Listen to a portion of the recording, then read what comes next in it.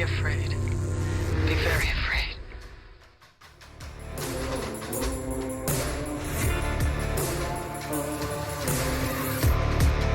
Gosh, gushing. I- YouTube will ban us for gushing. I'm gushing like a red gusher right now. This movie was amazing. We're talking about The Long Walk, ladies and gentlemen, and welcome to Xenomania. This movie, if you haven't seen it, you got to watch it. You got to read the book too. That's on my list. This is amazing. They hit it out of the park, and I had my doubts because the director, Francis Lawrence, he directed a lot of good stuff like Constantine, in my opinion, and I Am Legend, but a lot of it was more of the Hunger Games series. And I'm like, I don't know how he's going to do this, but the cinematography, the pacing, the character building, it has you hooked from start to finish, and the message is strong. Sorry, that's my soapbox. No, it's good. I would say it's not a really wide margin between The Long Walk and The Hunger Games. I would imagine the original Long Walk story is something that The Hunger Games borrowed from. What John's trying to say is the Hunger Games is a bunch of derivative nonsense. You're going to find out shortly when a certain episode drops what the Hunger Games carbon copied, but I think The Long Walk was the archetype story for even that. To a degree. But when you get into Battle Royale, I'll just drop the name. When you get into Battle Royale is its own thing compared to The Long Walk. The Hunger Games is a direct copy of Battle Royale. Yes. Yeah. 100%. It makes me mad because I read all those books and I hated the ending. She completely fumbles the ending of that series, but it was a decent read. In Battle I Royale? proudly say I have neither. No, Hunger Games. Oh, okay. I just seen the first film. That's about it. I can proudly say I have not watched nor read any of the Hunger Games. Okay. It'll live on my soul, not yours. But The Long Walk, it's grittier, and it comes from a grittier time in the author's life, too. The illustrious Richard Bachman, who we'll talk about a little bit later. Stephen King. But it's a novella. It's not a novel. It's a novella. It's very short comparatively, so it's a pretty quick read. It's like 122 pages or something. Something like that. Yeah, and a lot of his work is criticized for being too long or overly long, and some of his earlier stuff was very short and punchy. The Mist is also a novella. Yep. What else do we got? Roadwork. The Running Man was a full novel. Was it a full novel? I thought it was a novella. That was I don't think it was. I think it was a novella also. A lot of Bachman. Stand By Me was a novella. The Body. The Body. The Body. Man culture, I see. So was Shawshank Redemption. Rita Hayworth and the Shawshank Redemption is also a novella. The Green Mile was a serial. That was crazy. I remember going into the comic book store, aka D's Variety, and seeing the chapters of it out, and it was only up to a certain point, and I couldn't figure out what was happening with that. Kind of neat. That was the cool way of doing it. Kindle Vella, before that was a thing, on the line here. If you guys are Kindle Vella readers out there in the world, the three of you that exist. Paperback. I'm against Kindle. Nope. Yep. My wife loves her Paperwhite. She loves reading on Kindle, borrowing books. Well, she's a voracious reader. She's reading 50 plus books a year easy. So that's why I've slowed down really a lot. What is that one? Frankenstein.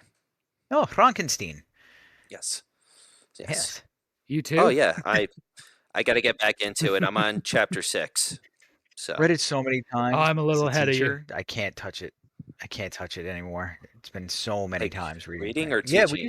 Yeah, it's one of the. It's like a mandatory AP language book or AP Lit book. Mary Shelley's Frankenstein, because it's so deep.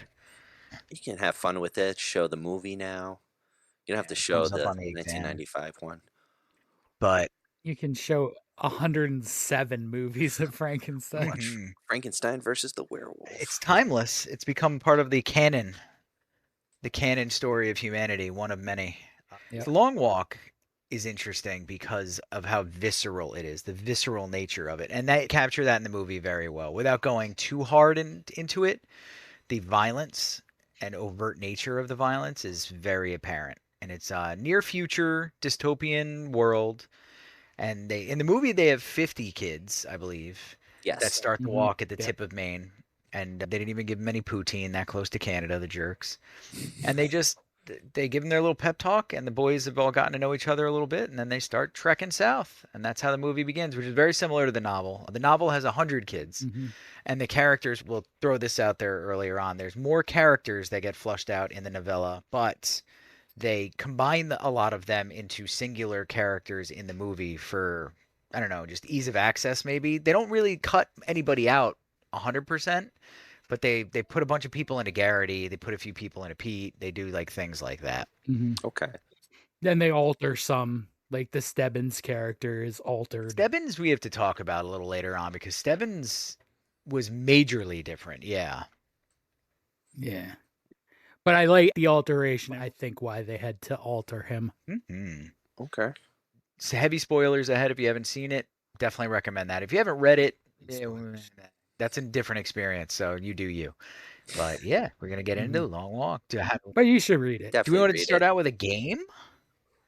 Yeah, sure, I have a game Start for you out guys. with Of a course, I have a game. What kind of game? Of course, I have a game. It's a keep or cut. Okay. Okay. It's a keep or a cut, and it is. I guess you guys can try to guess. It won't. It's not a very difficult guess. Okay. So here's movie number 1. Are we gonna keep or cut the Running Man? How many? The are on original here? Running Yeah, how Man. many are on here? It's 8. 8. We have 8 total. Keep 4, cut 4. Well, I mean, this is all. It's all gonna be King. This is tricky. 'Cause Yeah. Running Man for a King movie, King adaptation, isn't necessarily top tier, John. But 8 I've of only them. seen The Running Man twice. I love this movie. I love this version of the Running Man. I mean, it's great. It is great, but is it Keepable. do you got Shawshank Redemption in your back pocket over there?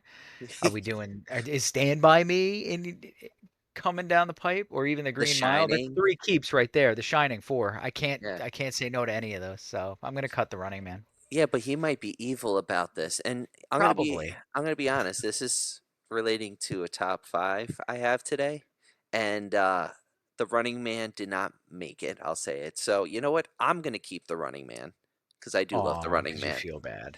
No, it's just a memorable Your movie. kindness will be your downfall, Ryan. What is it? It could be, or your cruelty could be your downfall. Generally, that's the case. Here's movie 2. Oh, Cujo. Also cutting Cujo. I've read the book. It's a lot of time in a car. You know, I'm gonna cut Cujo because I've never seen the movie, but I have read the book. The book is excellent. I've read the book though. The book is Movie's amazing. a trip, man. But I know they cut some stuff out, which is understandable because King was in a dark time when he wrote Cujo. Yeah, as you can well. like smell the powder on the script. Yes, you can. I have to And the book. semi-censor myself today, but I think you get my point. There was lines in the book. Yeah, You know, I wouldn't doubt it. He talks about writing Cujo like it was a fever dream. Barely remembers it. the movie had to remind him. But no, this is gonna be a cut for me too. All right. Movie number 3. Ooh, keep. Ooh, Carrie. Wait, Did you say hold on. I don't this know. This is the I don't 70s one, so that is worth it. He's gonna load it up on the back end. Christine's next, and then he's gonna load it up on the back. How do you know? It could be thinner next. It could be the miniseries. He could of do The like the Shining. Langoliers or something too. He could mess us up pretty bad. All right, I'm gonna keep Carrie. It could be Maximum Overdrive. Which I would keep that because I do like that film. I would feel bad cutting Cujo and keeping Maximum Overdrive, but yeah, Carrie stays. See, so I'm keeping Carrie. It's timeless classic. So what's the record right now, John? Hold on, because Kearns has 1 keep and 2 cuts. You have 1 and 1. I'm gonna take a chance and young John Travolta. Young John Travolta. You're gonna cut the movie from the novel that started his career. You're gonna put that stain on your soul. You cut The Running Man. Yes, I'm gonna cut Carrie. Janitor. He was a janitor. You cut that was The Running He'd Man. already found success with The Running Man, buddy. All right. He was deep in his alcoholism. Arnold He had all kinds of Schwarzenegger. isms. One-liners. All kinds of isms. And Richard maybe Dawson. All the isms. I gotta cut Carrie though. All right. He did it. Next. Keep. Keep. Oh, I was waiting for Kearns to cut this one, or one of you to cut this one and do worse than kill off Tim Curry. No, God, Well, I no. was just gonna say the late great Tim Curry. I could never. He's doing well Alright. after the stroke. Yeah, he Old is. Timmy's hanging around, He'll be standing soon. standing by you. So you both have Stand by me. you both have 2 cuts and 2 keeps left. That poster still creeps me out. Yeah, this is a I rough love one. the way this is setting up for you guys. I hate this. I hate when you're happy. I love how this is setting up. Movie number 5. The Green Oh, Mile. I just watched this again the other day, and I didn't intend to watch the whole thing. I put it on to snooze to, and I watched the entire movie, and it's a 3-hour movie. It was a terrible idea. I'll admit I've seen only bits and pieces of this film. Oh, you gotta watch it all the way through. But depending how his list is going to go, I'm going to cut The Green Mile, because if it's going the way I'm thinking, if I the think last I 2 hate movies, you. I'm fine. No, I you think I've don't. decided that we're not friends anymore. No, you don't feel like that. I've seen clips. I know, but I I'm being suspect honest. This is putting a Honesty. wedge between us, Ryan. For sure. The Dude, wedge. this is not a I good thought was time, bringing her John back. Coffey. This is not a good time at all. He does the first Forrest Gump voice when he's laying on the ground with his UTI.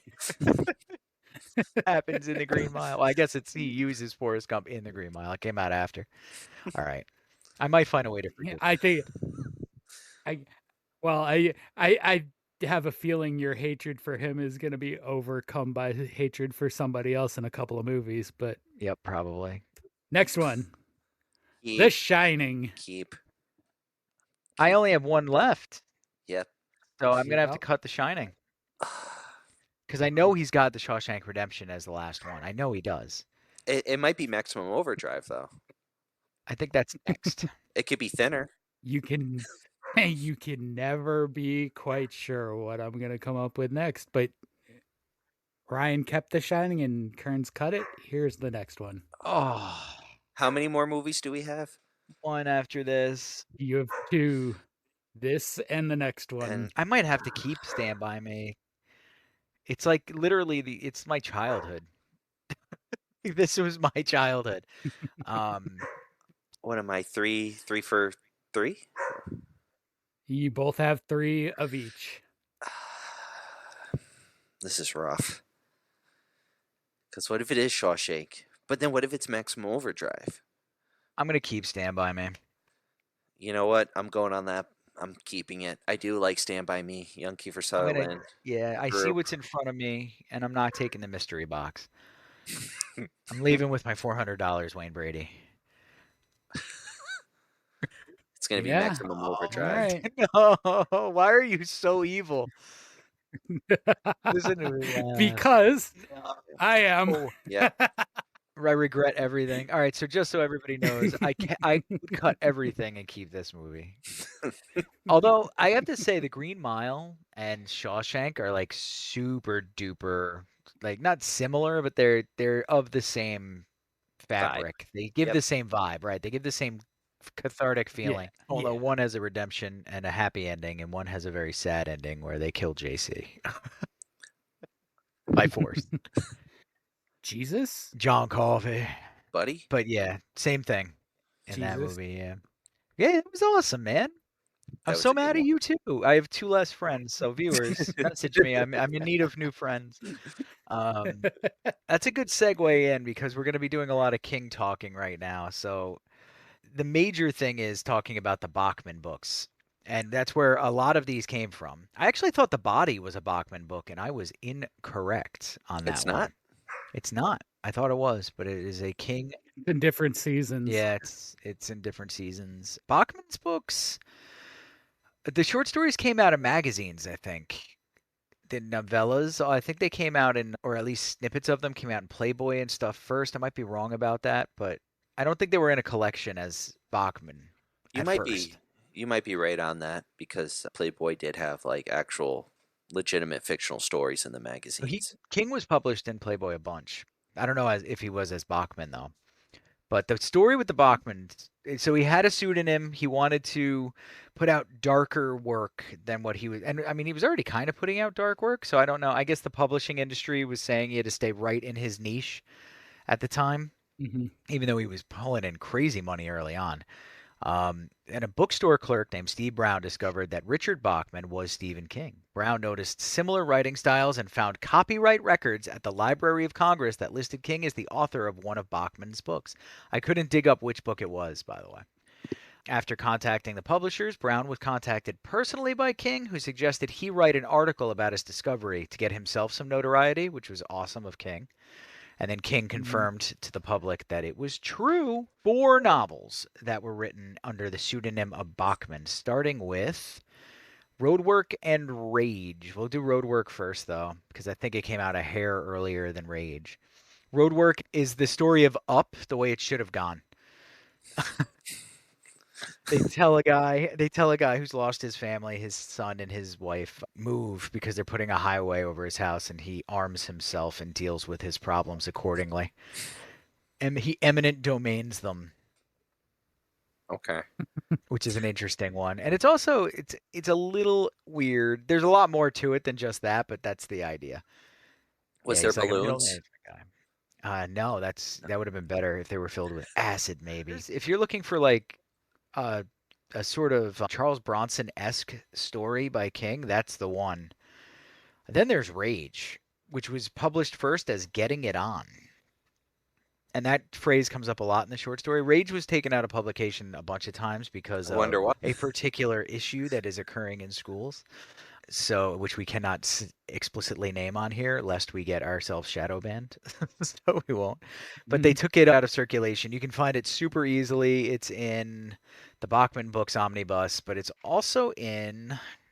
I used to have it in its original collection, and then it got destroyed in the flood. It probably would have been worth money right now too, actually, because it's in high demand. But there's a kid, and he's in a school, and he sort of becomes a hero. And there's even a girl who's like giving him special attention and whatnot. And that one also has an interesting ending.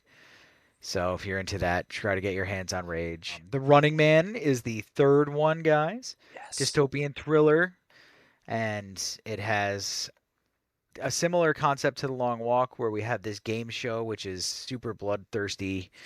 And people love it. And it's actually, fun fact, it takes place in the dystopian United States in the year 2025. So. Ooh. The world violence is rising, and Ben Richards is in the reality show. He's got to make it through. It's American Gladiators with buzzsaws. That's what I like Frozone? about that movie, man. Frozone's not in it. I wish he was. And then the last one is Long Walk. We're back to the start. So The Yep. Long Walk is the final story. So there you go. Those are the Bachman books. So just 4. Just Huh. 4. I really thought The Regulators was one of them. I thought there was more. It's I did too. based on the name floating around, you would think it's more. But I mean, funny enough, because it's King, it's one person, but Maybe Yeah. that's just the novellas, because I could have sworn there were novels. Yeah, it did. No. I was Yeah, wrong. I was wrong. The Regulators is, Blaze is, Okay. Thinner is. Okay. Then Rage, Yeah, I Long thought Walk, Thinner Roadwork, and The was. Running Man. So it's a good thing that you brought that up, because it's been bugging me too that the quick thing of research I did pulled up just the novellas. That makes sense then.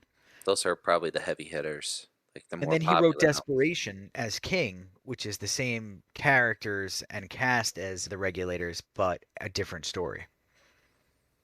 So if you get Desperation and Regulators, I hated The Regulators personally. You think he got permission from Bachman to use his characters? You just tap into his brain. Well, maybe because Dark Tower, you flip, and then your pseudo person, you turn into your pseudo person on the other side. So maybe Bachman is the Territories version of Stephen King. Nerd stuff, people. High Dark level. Tower connection. I knew it. And so here's another interesting thing. Long Walk. Do you think there's any Dark Tower connections in the Long Walk? There's always, I feel, a Dark Tower connection because as it's unfolding, watching Welcome to Derry and the whole lore, everything's connected. And it's even through his books, the whole connection with Pennywise and Interesting. Shawshank, The Green This is, Mile, The Shine. Up here on the right, I have a map that's all the Dark Tower, the clear Dark Tower connections. Sometimes it's as simple as one character. Mhm. Let's see if Reddit gives us anything really quickly. I don't think we're gonna get much. Not really. Yeah, some people think the dark figure might be Walter or Flag, Randall Flag, but no. No. I think any connection to the tower is going to be very flimsy. Okay. Mhm. Okay. So, Good fan let's get fiction. back to the plot. What's going on with this film, John? Well, as we've mentioned, the world has fallen apart. It's 19 years after a catastrophic war that has sort of devastated the American economy and psyche. And the thing that gets them through is the walk. Ask, These kids are heroes. do you think we would all pay-per-view that? Would that be like, I guess only the miserable idiocracy would be left over after something like that? I mean, are we that far off? That's a fair point. Hopefully. I mean, we're what, 8 months away from a UFC card at the White House? President Camacho. Yeah.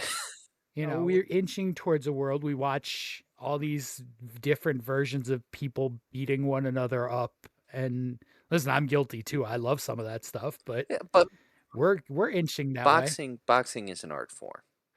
Yeah, Boxing is martial art. arts and stuff. I get what Yeah. he's saying, but I Mhm. get also what he's saying is that our bloodlust is growing as alongside it. Like, Yeah. yeah, that makes sense. I don't even think our We haven't reached bloodlust has purge level grown. I yet, think though. it's always there. I think it's now more free to come out. You know what the biggest social experiment is right now is arc raiders, I think. Because you get to see like the true nature of humanity each time you run through there. There's some runs where everybody's super duper friendly, congenial.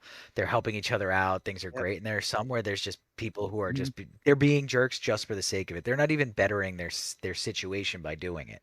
It's the Wild They're just West. yeah, it's bad. Like some people are just Well, that's why sociopaths. I can't play. Oh, that's a rough one. You like get tightness in the chest playing that game. It makes you mad. If I play that like I play most games that give you that sort of free will to be however you want to be. My buddy's a savage on it. We go in there. He goes, one of his favorite things to say, because people don't mic up all the time. They're muted. So he goes, silence is violence. Announce yourself friendly. And then if they don't speak, like in a second, he just lays them out. Silence is violence.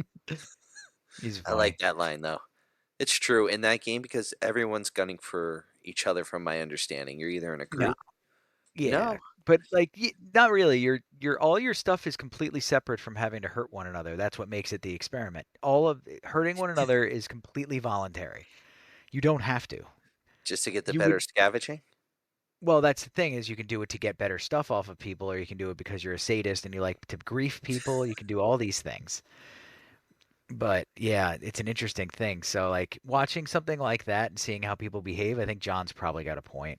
Maybe we're not nearly as far away from this as I'd like us to be for the long walk. I mean, maybe just one catastrophic event. Yeah. So when we get into the beginning of it, we get a little bit of backstory from Garrity. He's only got mom at home, and he doesn't have much else going for him, and he's just making his way. The other characters sort of start getting flushed out as alongside him. They form a little pseudo alliance, but more just a friendship, because you really can't align with each other too well, except for to encourage each other not to stop walking and carry each other while you're sleeping, which Yep. Pete does for Garrity. And his name's Ryan, by the way. Yes, it is. Isn't that nice? Oh, no. Raymond. It's Raymond. I said that. So Raymond. it's Ray Garrity. That's Ray right. Garrity. He looks up at the notes. He goes, "Wait a second." I was like, wait a minute. felt good We for also a have moment. to mention they have to keep a constant pace of 3 miles or more. Anything below that, they get one warning, a second warning, which they can redeem after walking an hour, 2 hours, and I think third warning is the final one, and then ticket. And then boom. Yeah. Yep. So you do get 3 official warnings, and technically you get You your get- ticket on your Fourth warning. Yeah. Or if you run off. yeah. It's an instant ticket. Or as we will learn, if you go for any of the soldiers' weapons, Which that was visceral. That was awesome. I was like, I was waiting for it. And I was like, it's gonna come. It's gonna come. And I It's was like, coming. here it is. Mhm. It's like, yes. He went out like a Yeah, boss. That's all pretty I'm gonna crazy. So say. one of the characters jumps to one of the soldiers. He gets a good Mhm. kill on him, and then he gets Yeah. murked. And they let him suffer to make an example out of him too, which is kind of crazy. Mhm. Um, Yeah, that's established with a couple of people Mhm. that But they gut shot you. If you violate one of the rules, you get gut Yep. shot as an example. yeah, let you bleed a little longer. Um, Mhm. poor Hank. so as we go, things start out kind of nice. They don't really nail you down with something that makes your skin crawl for about 36, 37 minutes, and then how's our first kid catch his ticket? Do you remember? Charlie Horse. Charlie Horse, man, that's Yeah. so brutal, and that is Or- in the book. Or nervous Curly. I felt Curly ate it, so and bad. Curly was the kid, so they established that early on, no quarter. And in the Yeah, and then novel, Curly lied about his age. yep, Yep. in the novella, it's 13 on and up. 13 between 13 and 18 actually, so specifically kids. In this, it's much more ambiguous, and the idea that Curly is there at 16-ish is like an anomaly. So they Mhm. they pulled back a bit on that. So in the book, he's like Mhm. 10. 13, he's like a baby. Oh, okay. Like, I And he mean, might that have doesn't lied. help. He's the Yeah, young. he might have even lied about his age to be 13 too, right, John? Yeah, he could have. Yeah. 'Cause I think they allude to Yeah. that as well. Yeah, I think they do too. And I mean, the Curly character right off the bat, like, he's the first one, and for a long time, the only one they actually really introduced to get his ticket. Yes. Mm, They start you with a little emotional hit. Like, you don't know him enough that it's really a big deal yet, but it's sort of like, yeah, we are going to kill the kids you met. yeah, Yeah. which is wild.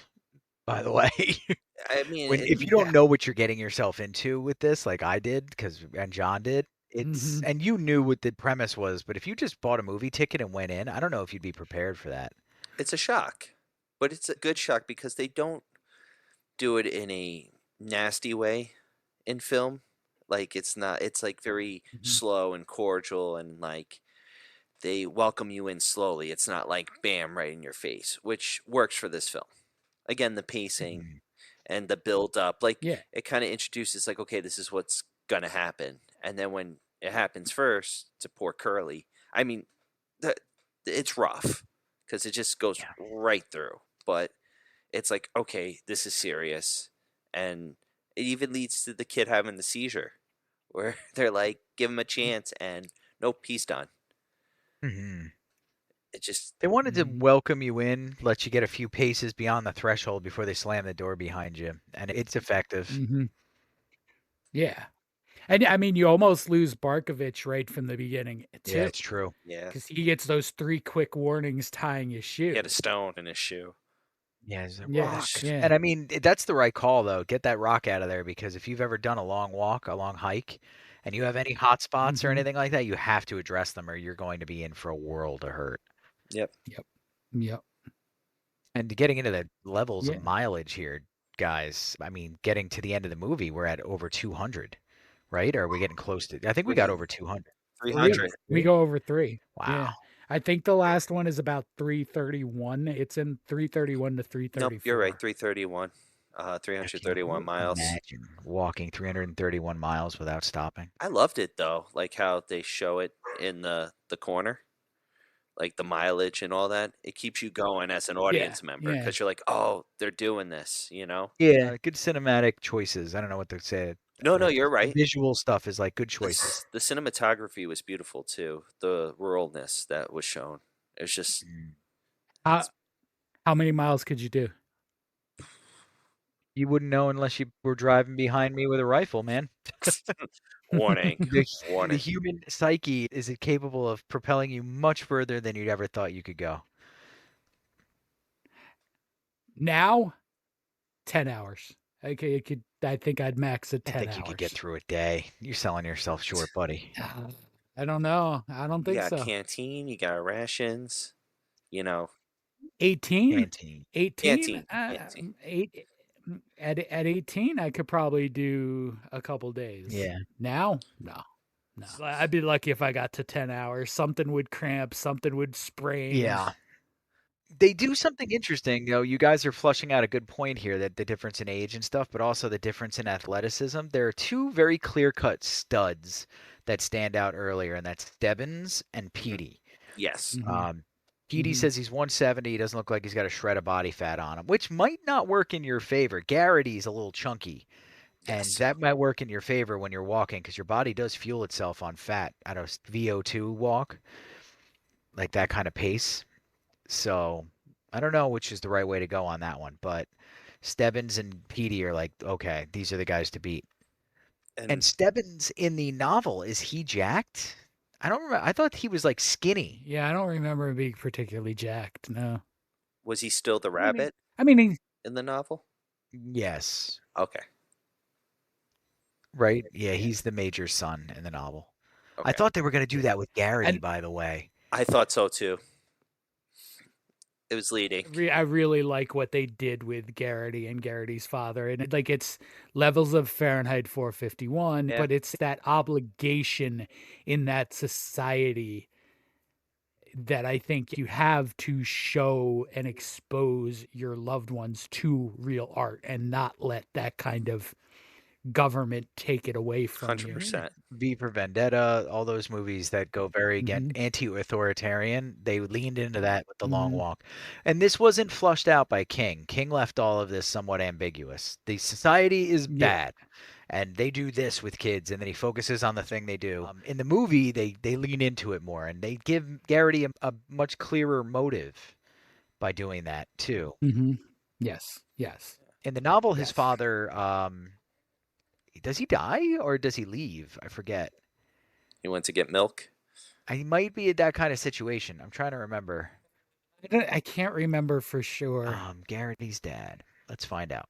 But while you're looking at that, I don't think we've brought up the prize. The winner gets a ton of money and a single wish. And through the course of the walk, you start to learn what some of these wishes are. And, you get Hank wishing for the naked ladies, and then 10 naked ladies, and then this sort of realization that he doesn't want to pay for his own naked ladies, but 10 thought that somebody is going to be paying for his naked ladies, and that sort of shatters that dream. And you have the author, whose name I just lost, the guy who wants to write a book Ian about Lehman. it. Larson? Yep. Was it Larson? Yep. I feel like I wrote something else somewhere. But, so he's writing a book, and you get Pete and his, I want to wish for 2 winners. I want this. Pete has, it's so weird when you look at it. Pete's background, when he finally talks about how he got the scar and everything that led up to it, for Pete to be the hopeful one is so wild, that to have that kind of attitude. I think that helps lead to the end with Ray's thought process. 100%. I agree with that. It does, because first off, David Jonsson he's awesome. He's awesome in the role as Peter.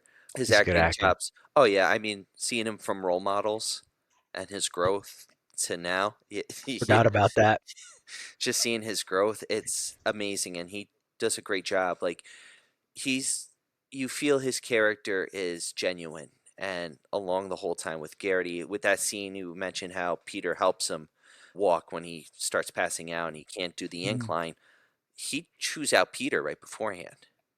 He has his outburst, and Peter is a good friend. He's a good person, and he helps him up because he's like, at the end of it, we're just all friends. We're all in the same goal. Like, well, yeah, I mean, and that's one of the things that really comes out when Pete finally tells his story. He's never had a friend, really. He hasn't had people in his life that care about him, and now he's got the other guys to some extent, but he and Ray have bonded so much that, that becomes his will. So interesting that they do that, how they bleed it over. I didn't expect the ending at all, the way they did that. By the way, just to circle back to Garrity's dad, he gets offed the same way, not by the major, just by soldiers, because he's drunkenly talking smack. So he's more of a miserable guy that just gets killed by shooting off his mouth. I like this version better. I like the freedom A fighter. lot of people do, and some people don't. I see good reasons for both the hatred and the acceptance. Yeah, I can understand. It's like George Clooney's Batman. But it's I'm gonna choose not to George engage. Clooney's Batman. I Nipples, man. the bat nipples. Bat nipples. But Ray really becomes the heart and soul of this group. Even when he's falling apart, he's still like a lot of the reason for some of these guys. Like when Hank is packing it in, it's Ray that goes to try to keep him going. Whenever they're sort of falling apart, it's Ray. Ray is the one that and then Pete picks it up too, and they just sort of hold people They together. galvanize everybody to the point where the group has to tell them to stop saving people. They're like, guys, there's only one winner. Cut it out. Yeah. So let's flush out Stebbins quickly. Stebbins is the actual villain in the novella. There's nobody else who's as evil as Stebbins. He talks people into dying. So they split the character in two in the film. And Barkovich. Stebbins, they made more of Markovich. Stebbins is like that evil side, but Stebbins never did it like Markovich. He did it in more of an insidious, calculated way, and quietly celebrated each person who buys their ticket, which was what got Garrity. That's what really made Garrity hate him. And at the end, Garrity says, I'm going to walk you into the ground. Like, one of his big motivators is destroying Stebbins and making sure that Stebbins catches it. And then afterward, he didn't care. That's kind of how the novella also ends. He doesn't seem to, nothing seems to matter to him after Stebbins is done, which is wild too. In the movie, totally different character. I was going to say it's definitely different because I didn't have a lot of hatred for Stebbins. I was like, okay, he's like that military guy in the background. Like, you know, he's doing it for whatever reasons. But Barkovich he's definitely a jerk, especially after he kills Ronald. Well, I think the thing with Barkovich is he's a lot like Pete without the ability to socialize and make friends. Okay. He doesn't know how to have friends. He's never had friends. He's just sort of this abrasive dude who's pushed people away, whether intentionally or unintentionally. And that comes out in his end. And, you know, that's one of the things they do really well with this too, is obviously you're going to have empathy for Pete and Ray and those guys. But in the end, if you're looking for it, you can find it for Barkovich, and you can really find it for Stebbins. Yeah. I mean, Stebbins was probably going to win it all until he got sick. I mean, that's just, he even mentions that in the movie. And then it's really revealed. Yeah, he gets sick for the first time in 10 years. But like, you know, as he's nearing the end and his wish comes out, and, you know, he's one of the Major's bastard children. There's 15 of us. Yeah. And his wish was just to be welcomed into the Major's home. Is like that's wholesome. Wild it's wild. Like you take this guy that you're sort of at best neutral to in the movie, and in the book you really don't like, and you give him this story that's just like heartbreaking in the end. Yeah, absolutely. A lot of this has to do with I mean, we're going back to Frankenstein with dads and sons and whatnot, but it's about fostering the next generation. The story is a big time metaphor for what we're doing to the kids.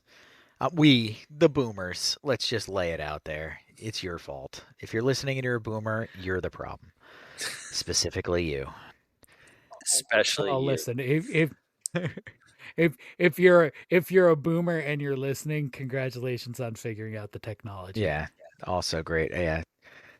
Coming from the only generation that knows how to change their own oil and create a PDF. Once we go, you guys are doomed. Well, the kids are doomed. We got to teach them stuff. But I digress. So Stebbins should have had an easier time of it. He most assuredly does not.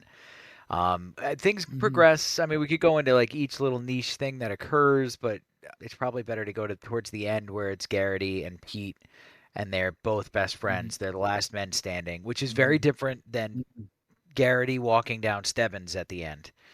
And Yeah. they're both on their last leg. And Ray has now revealed finally his wish. His wish is to get a carbine and kill the Major.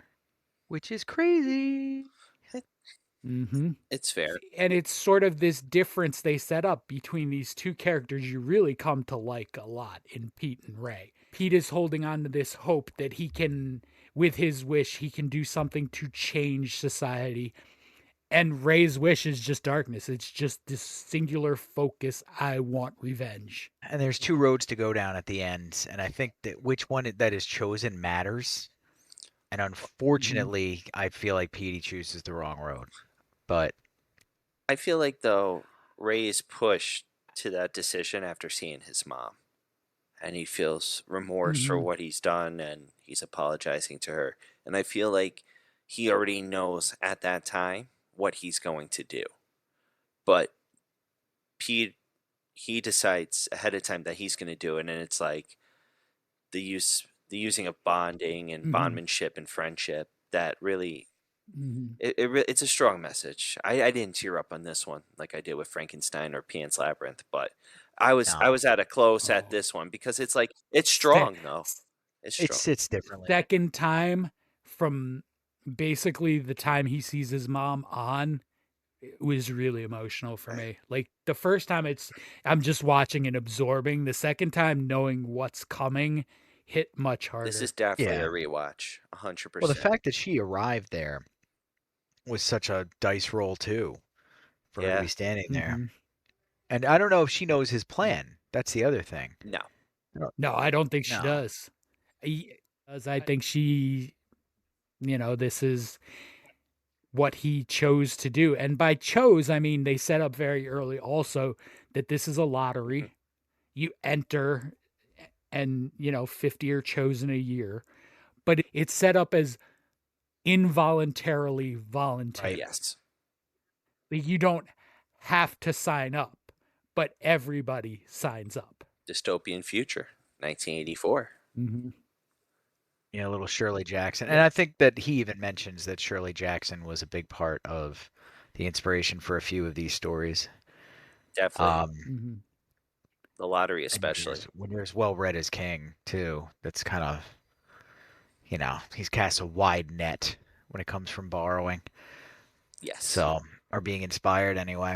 So Petey at the end, Garrity catches it, and Petey decides to fulfill Garrity's wish.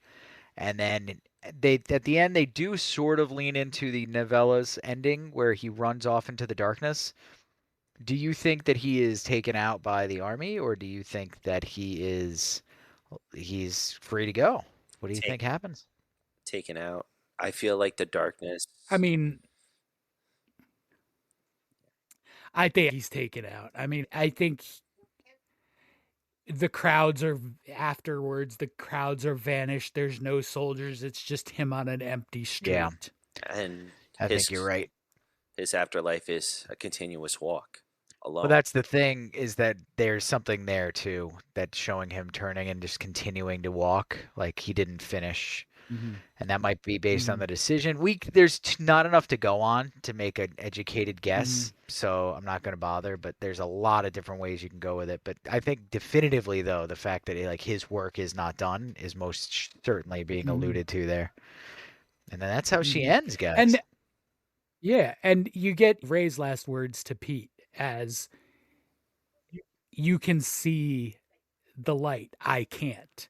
And it's sort of like they've transferred goals through the course of this. Which sucks, by the way, for Pete. Yes, it does. Pete's goal was he was going to be good if there is indeed a wish granted. That's also ambiguous. You assume that they're honest in the money and the wish granting, but there's nothing to indicate that he gave him the gun. He made the wish. I mean, he true. fulfilled the wish. True. So I think they're that honest. True. But I mean, is that also all right, he's asking for something we have to do right now. Are we doing this because we have to continue the illusion, or are we doing this because we really grant the wish? That's true. You could definitely make the case for the fact that they're just faking it till they make it for the cameras.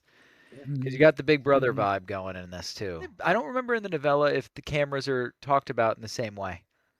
They might talk about television cameras with crowds, but I don't think they have them mounted on vehicles. Yeah, no, I don't think but I mean, that's also not something when the novella was Right. written that was so prevalent. Right. Very Death Race inspired, I feel. It's interesting, but on that. I just I don't know. I wish that they didn't do that thing where Ray's wish was then transferred over to like what are they trying to get at with destroying Petey? Because that's Ray's him fulfilling Ray's wish destroys him, and it's like what's the message there? I can't figure it out. The power of their friendship, for Yep. one. And I think it's the value that Pete puts in Ray, that that's him. That's the person. And at that point, I don't think he's even avenging for Ray. I think he's avenging Ray. Yeah. I think it's avenging all of the people he came to like who died along the way. Yeah. You know, whether it's just the random guy who had to shit so badly that, That's wild. you know, I felt so bad. or the guy that snaps and strips and, you know, or Arthur and the internal hemorrhaging, and then Stebbins, who's, you know, in a lot of ways maybe as tragic as any of them.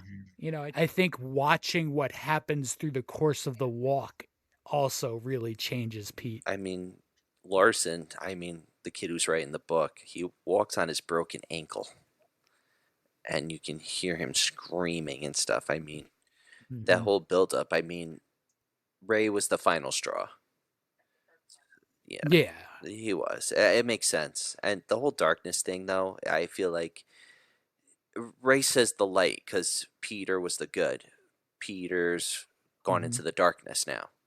And that could be his thing is he's going to walk in the dark. Swallowed up. Yeah. It gets swallowed up. That might just be the metaphor. Him doing the evil thing is him getting swallowed and absorbed into whatever nightmarish thing this is. He is now part of it. The dark It's tower. eating the good. It's eating the good. But yeah, I mean, it gives you a lot to think about. I definitely enjoyed that aspect of it. Comparing it to things like the Del Toro movies and stuff is tricky. John did it too because he watched them close together. It's just a different type of thinking about it. I watched them on consecutive days. Rough. Yeah. And so I didn't really have the full opportunity to absorb the long walk. Right. Then because it was immediately overwhelmed by trying to absorb Frankenstein and everything that is. You know, it would be nice if we had that problem in the future where it's, oh my God, two amazing films. Well, one great, one amazing, as I'd argue. Right back to back. Woof, I'm just so full of thinking about how wonderful these movies are. When was the last time that happened to you? 1995. Actually, 94. Yeah, probably. Dumb and Dumber, Ace Ventura, The Mask. Nice. Nice. All in a row. You know, I was left thinking about Cameron Diaz in The Mask. I think I was like 11. I was like, something's happening. I was 4 when I watched it. Yep. You were 4 years old. I'm that much older than you? No, just 4. So I must have been younger than 11. But I digress. All right, guys. So let's put this to bed. Let's punch its ticket. The long walk is done. Definitely a 5 out of 5. The long walk is done. I'm gonna put it out there. I love Yeah. it. 4.25. This was is. I mean, I might not get quite to 5 with it, but it's 4.5, 4.75. Except that 4.25. The Man Who Cut the Running Man. Yeah, I did it. I Horrendous. do it again. I cut him off for the Shawshank Redemption and for the Nookie, so you can get that cookie.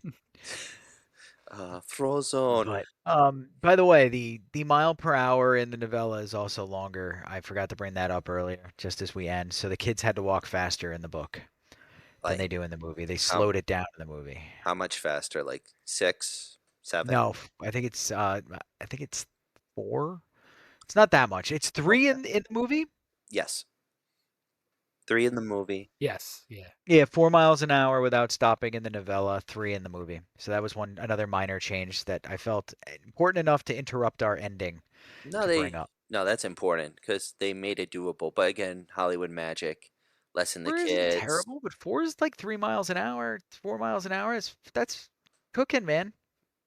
Yeah, but You're those kids would moving. have been, That they would have been flying. that difference is a lot in over a long period of time. Like in an hour, it doesn't feel like it's that big. Yeah, it's a 33% increase over 3 miles an hour. Yeah. Would get Yeah. crazy. Yeah.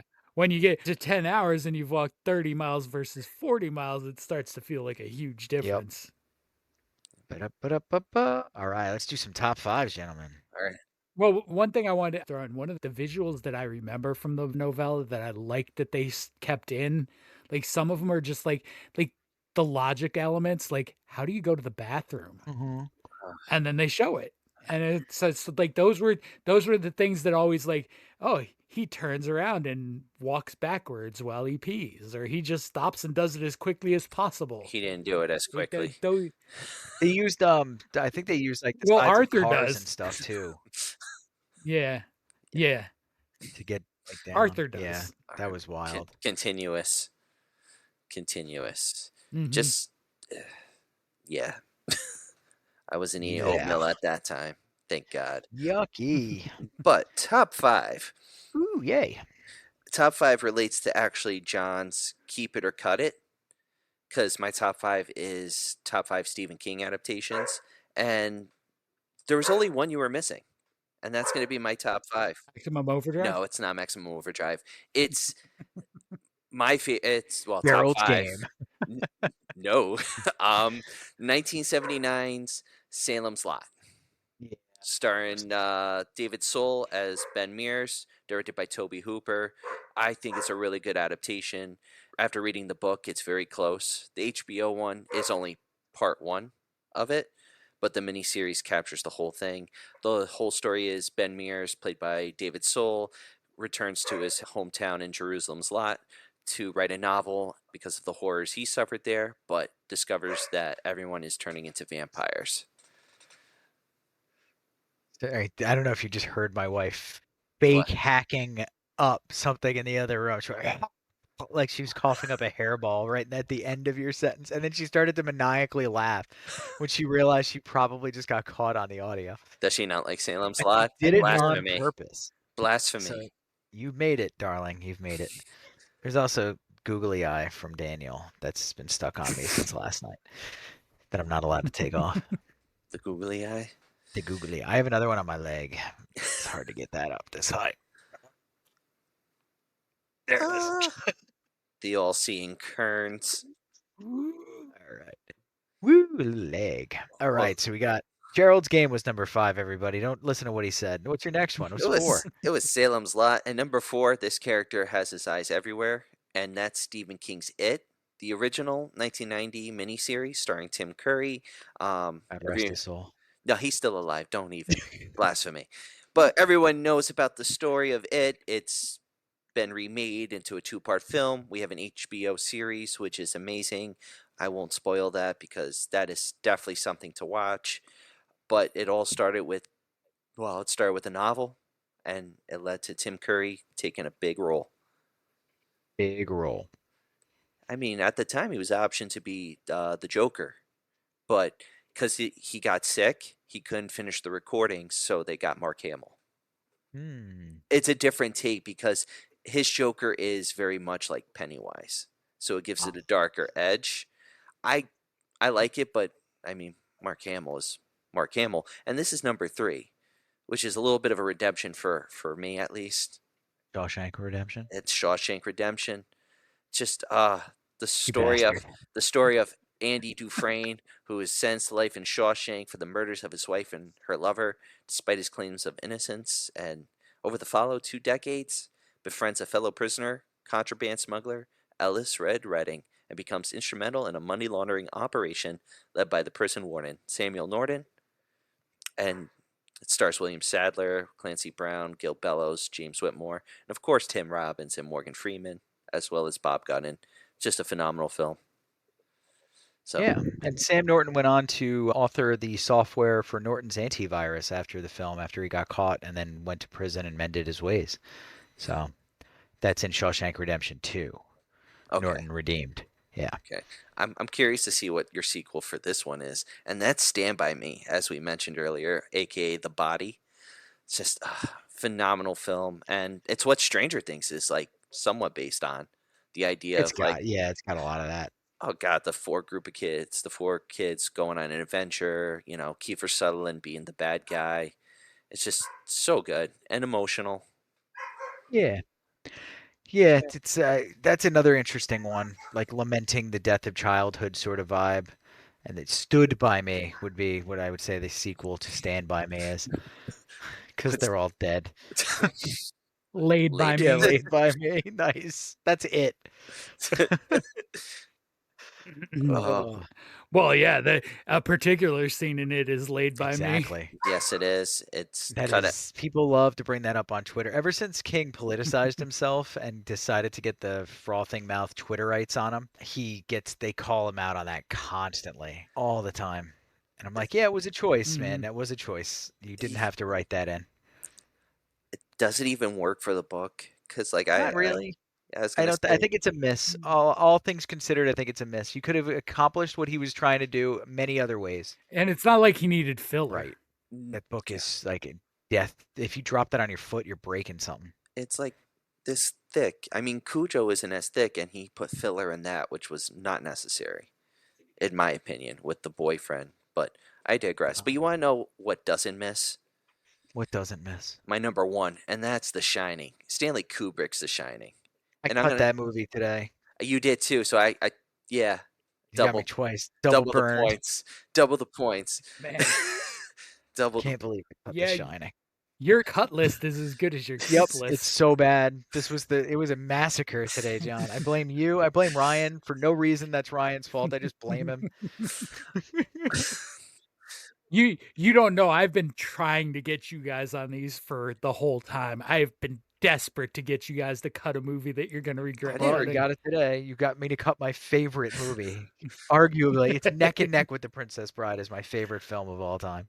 Oh, can I make a game up? I'm definitely gonna put The Princess I Bride knew on I there. shouldn't have kept Stand By Me. I knew you had Shawshank left. I knew it. And I It did. I could've- fell right into your trap. It could have been Maximum Overdrive. I changed that too because the order just wasn't evil enough the way I originally had it. You are a devious bastard. I love it though. That's what makes these fun because they're never boring. The Shining's an amazing film. I want to hear what you have though. Yeah, let's hit it. That's like, All right. I connected my top 5 to an actor in this movie. An actor. And I went with, in honor of the Major, played by Mark Hamill, I went with top 5 horror movies featuring an actor from Star Wars A New Hope. oh, Ooh, okay. A New Hope specifically is a good choice. Nice twist. Episode 4, kids. The original Star Wars. Yes, episode 4. The first Star Wars. I know there's prequels. This is the first one. So my number 5 stars David Prowse, who is the man inside the Vader suit. And it is Frankenstein and the Monster from Hell. Interesting All title. right. And it's exactly what you think it is. It's the Frankenstein story with Peter Cushing as Victor Frankenstein. And it's the last Hammer horror film to feature Frankenstein. Oh, cool. Yeah. Okay. So my number 4 is probably the best known on this list, I would think. Well, maybe not. But it's a Harrison Ford one. And it's What Lies Beneath. Oh, that does definitely qualify as a horror movie and a very not underrated, but definitely under celebrated and under talked about movie. What Lies Beneath hits, man. Hits every time. Yeah. He's Norman Spencer, who's a husband whose wife is haunted by the ghost of a woman in their new lake home. But not everything's quite as it appears to be. You get Michelle Pfeiffer in this, and it's directed by Robert Zemeckis. And one thing I think I've learned about Harrison Ford, he may be the actor who has been in the most movies nominated for Best Picture without winning an award for himself. Yeah, true. By count, I'm up to at least 7. You might get or it for 8. Red Hulk.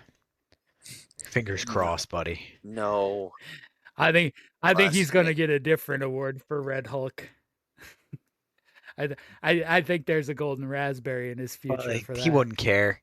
When they asked him about taking on the role, he goes, "That's what the money's for." It was pretty funny. Yeah, exactly. I love Yeah, he's Harrison great in Ford. He may interviews. be one of my favorite people in you When the he see- was world. pretending to forget Ryan Gosling's name all the time when they were doing the Blade Runner promos, Mhm. that was peak. Yeah. The question Yeah, there's so many cool stories about him. the question he was asked at San Diego Comic-Con was, "Is your plan to remake every film you've been in?" And he was like, "You're goddamn right." And he just Yeah. gave the guy a cold stare. I was like, "All right, we can accept Mhm. this." remake every movie or do a sequel for every movie you ever made and kill the Yeah. character Yes. because he's working on that too. Indy's still alive. I don't know if you watch the end of that last one. That's questionable. You think? That's questionable. At least we got Mads Mikkelsen as a villain. Number 3, we're gonna go to Princess Leia, Carrie Fisher, in her cameo in Scream 3. Oh yeah. Yep. Yeah, she's Bianca, a film archivist who talks about almost being cast as Princess Leia. Scream 3 is just, it's, more Ghostface threatening the regular cast of characters. You get a bunch of cameos. You get the Jay and Silent Bob cameo. Yeah. This is one of the lesser films in this franchise, I would agree with say. you. It is, but the cameo's cool. Yeah, the cameos are fun. Yeah, they bring it back with the 4th one. Yeah. Kind of. Kind of. I mean, listen, that franchise is never as good as it is in the first one, but it's never as bad as people think it gets. I really enjoyed the second one with Timothy Oliphant. I mean, it's fine, but it's not the first one. Like the first one does something that wasn't being done, and then after that, it's all right. It's doing the same thing. Sure. It's kind of doing what they mocked in the first one. Yeah. I mean, there's like 10 stabs. We got to catch up with that, man. The Oliphant, by the way, and that something getaway. What is it? Special Getaway or something? It's the twist movie where the perfect getaway. I think he goes away with his wife, and then there's another couple, and there's a murderous occurrence, and you have to figure out who the bad guys are. And Oliphant's in it, and he crushes it in that too. He plays like this creepy Marine guy who carries a knife on the plane. Timothy Oliphant is generally good in things. I'll say this, unpopular opinion: Hitman is a good movie with him. Just saying. Okay. Do it. Even in Alien Earth, when he's looking like John Bon Jovi playing a character, he's good. They massacred my boy. Was he wild in the streets? It's not the best look for him. It's not the best look for John Bon Jovi either. Bowie Bon Jovi. It's like a weird thing. It's Yeah. a really weird thing. He went down in a blaze of glory. It was rough. He needs to redeem himself immediately before he gets too old. Speaking of number 2s, my number 2 is the voice of Vader, James Earl Jones, as Fry in Blood Tide. Cool. So Fry is an adventurer and treasure hunter who drunkenly releases a sea monster that forces the locals to sacrifice a virgin to it. Okay. He's trying to cash in on some like island paradise lost gold, and we get a little octopus-like monster going in there. It's got a nice arrow release. Highly recommend. Cool. I love a Kraken. I love a nice Kraken. He's the Kraken. And my number 1 is really a person more than a movie, but I did narrow it down to a movie. Number 1 is Peter Cushing. Yes. Okay. He's Grand Moff Tarkin in A New Hope. He's in so many great horror movies, a lot of the Hammer films, and then you get the even more wonderful, and it really kind of ties into The Long Walk as I think about it, the wonderful collaborations he does with his lifelong friends and Christopher Lee and Vincent Price. And if you get a chance, go and Google those friendships and how wonderful that is. Like, it's a whole different view into the lives of these 3 guys beyond just scary. For the sake of a list, I'll pick the one I watched most recently, which is Madhouse. It's really a Price movie more than a Peter Cushing movie. Vincent Price is Paul Toombs, sort of a fading horror actor. He suffers a breakdown on the set of his new movie, and then the cast and the crew start dying in the same way as their characters do. And obviously, Toombs is a very good suspect. And Is that's Christopher number Lee one. in that? No, that's not one with all three. Okay. Because there is a clip of Vincent Price and Christopher Lee. It's a movie, and they're talking about their characters' death scene. So I thought that would have been cool. If Peter Cushing's in that too. I was like, all right. That one's Peter Cushing and Vincent Price. That might be. They did quite a few to get all three. I think Lee and Cushing did way more together than all three. Cool. Such gems. Mm-hmm. Absolutely. All right, guys. Well, that concludes our episode on The Long Walk. So I'm going to let you know. You better keep on trekking. Have a 3-mile walk after this and enjoy.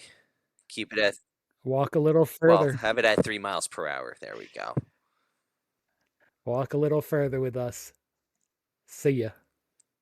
Be very